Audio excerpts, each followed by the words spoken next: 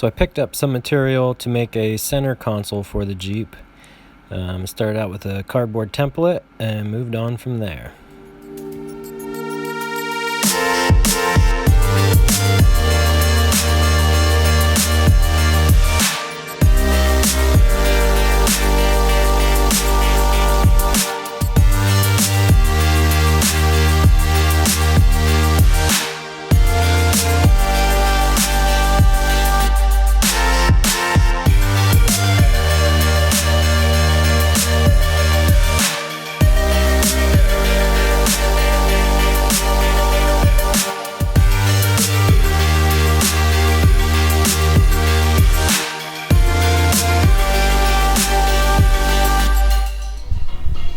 Well, I'm trying to take a video, show you this thing.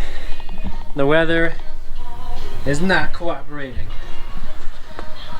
So here it is, where it's gonna sit. So it conforms around the toolbox like that. You can see. So now I gotta make a lid with a little pad on it.